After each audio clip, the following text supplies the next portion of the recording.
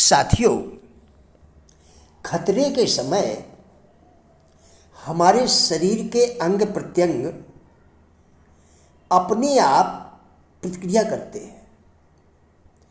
क्या यह हमारी आदतों का नतीजा नहीं है? आज हम इसी विषय पर आपके साथ वार्ता करेंगे। किसी संदेश को 21 दिन सुनने से वह संदेश आपका अपना बन जाता है। जब भी आप कोई वाहन चलाना सीखते हैं तो वाहन के कुछ हिस्सों पर लगातार ध्यान देना होता है। ऐसा बार बार करने से हमारा अवचेतन मन इसका आदी हो जाता है। खतरे के समय हमारे अंग प्रत्यंग अपने आप प्रतिक्रिया करते हैं और हम खतरों से बच जाते हैं। हर बालिग व्यक्ति यह तथ्य को जानता है। हर बालिग व्यक्ति इस तथ्य को जानता है, फिर इस चीज को जिंदगी में उतारता क्यों नहीं? महापुरुष हमें बार बार समझाते हैं कि हम अपनी जिंदगी के स्वयं जिम्मेदार हैं। फिर भी हम अपनी जिंदगी को जीने के बजाय काटते रहते हैं। ध्यानपूर्वक देखेंगे तो पाएंगे कि लोग विरासत में मिले हुए काम को करने में लग जाते हैं। किसी नए काम को खोजने का प्रयत्न ही नहीं करते। अब आप ही बताएं, इसमें गलती किसकी है? मनुष्य स्वभाववश आलसी होता है। यदि काम ना हो तो कई घंटे बेकार में गुजार देते हैं। एक व्यक्ति ने एक नई कार खरीदी। उसने कार देखी।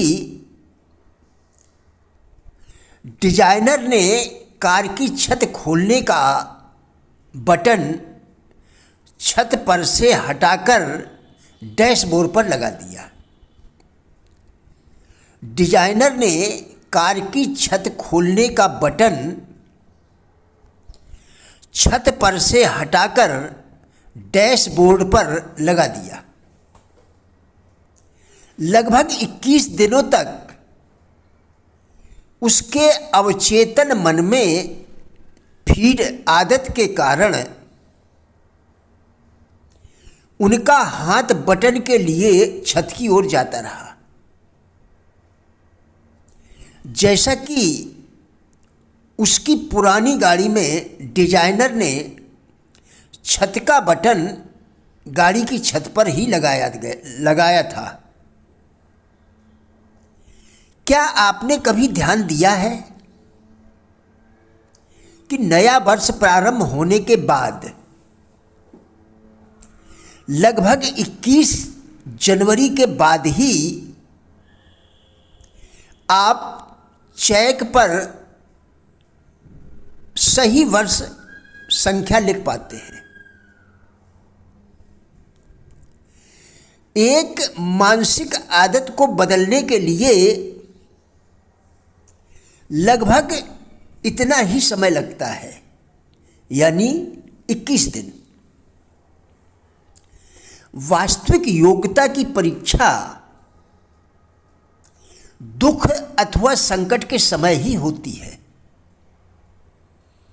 इसलिए यह आवश्यक है कि सदैव जागरूक रहकर दुखों का सदुपयोग करें।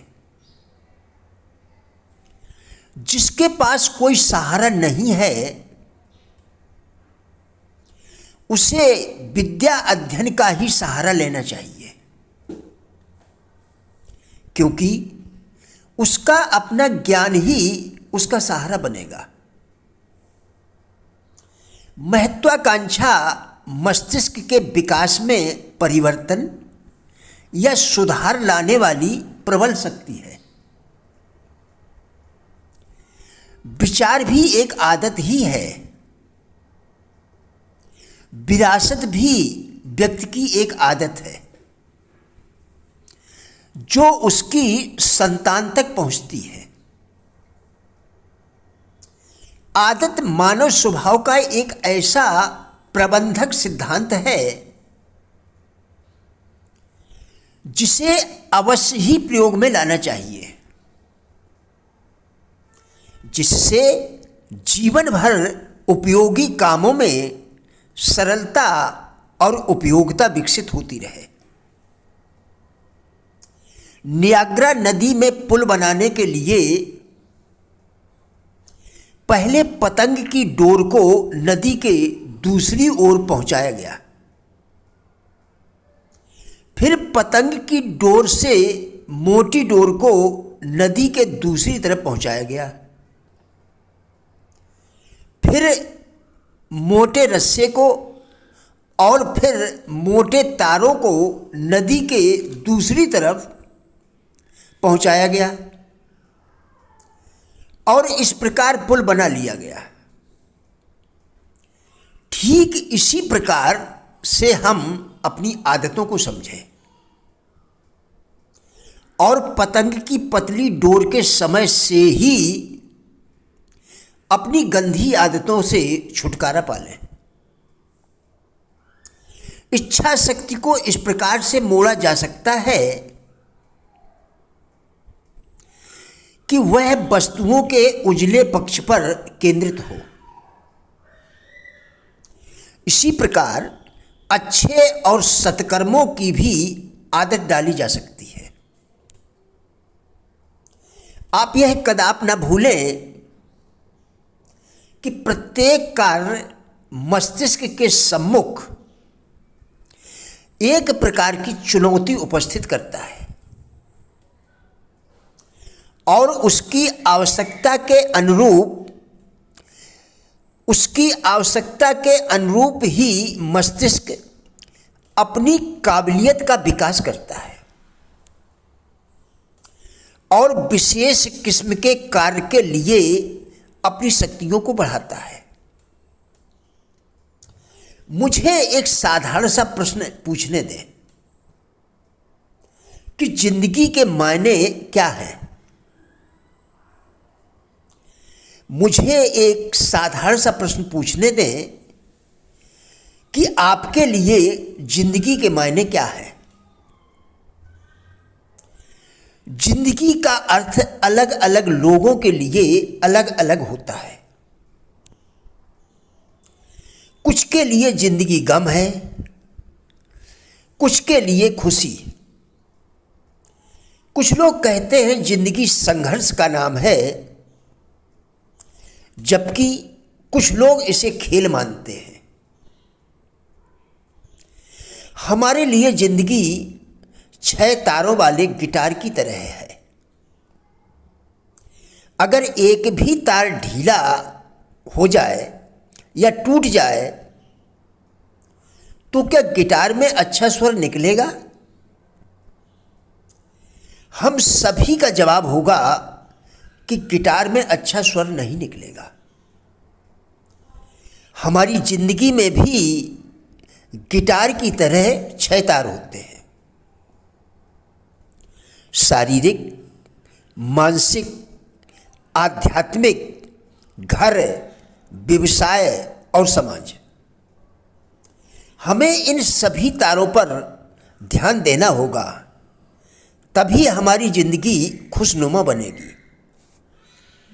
प्रिय साथियों, राजेंद्र भाटिया यूट्यूब चैनल के सभी वीडियोस एक अच्छी जिंदगी जीने के लिए अत्यंत ही उपयोगी है।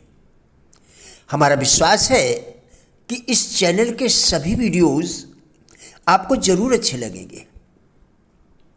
कृपया चैनल को सब्सक्राइब करें, जिससे इसी प्रकार के और भी वीडियोस आप लगातार देखकर